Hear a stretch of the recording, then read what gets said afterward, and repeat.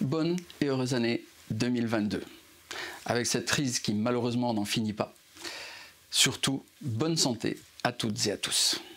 2021 fut une année exceptionnelle pour l'AUF à plus d'un titre.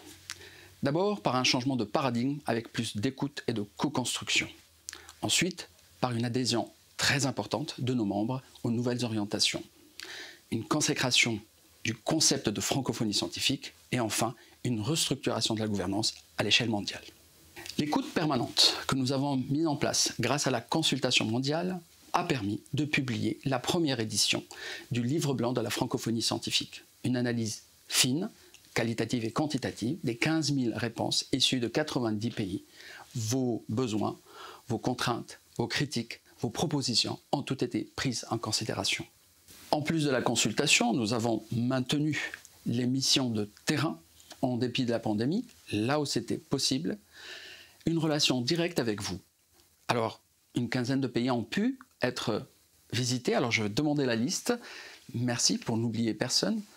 Burkina Faso, Cameroun, Congo-Brazzaville, Côte d'Ivoire, Djibouti, l'Égypte, Liban, Maroc, Moldavie, Roumanie, Rwanda, Sénégal et bien sûr la France et le Canada qui sont les deux chefs-lieux de notre organisation. La deuxième grande satisfaction que nous retenons de 2021, c'est la forte adhésion de nos membres aux nouvelles grandes orientations. En effet, une réforme de fond des statuts a été votée à 92% des membres.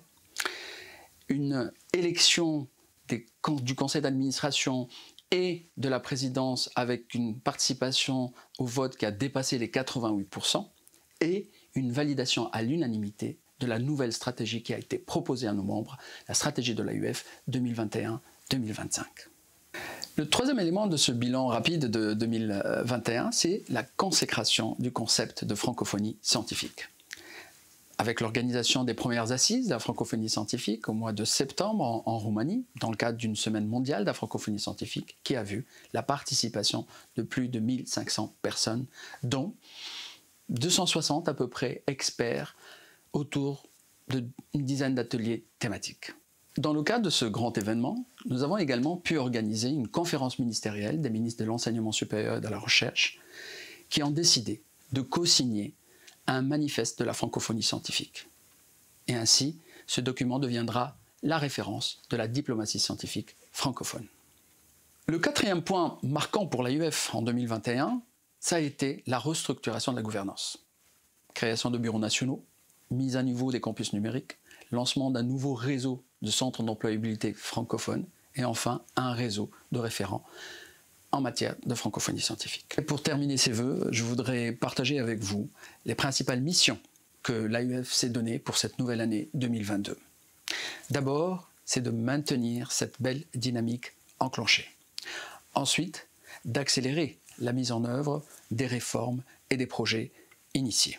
Enfin, renforcer les interactions avec l'ensemble de nos membres et de nos partenaires. Bien sûr, d'abord, les 1000 universités et établissements membres, les pouvoirs publics, l'écosystème et la société civile et la jeunesse. La jeunesse qui est aujourd'hui au cœur de cette nouvelle stratégie de l'AUF avec encore plus de contacts directs et plus d'actions. Vive la jeunesse francophone, vive la francophonie scientifique, vive l'AUF et à très bientôt.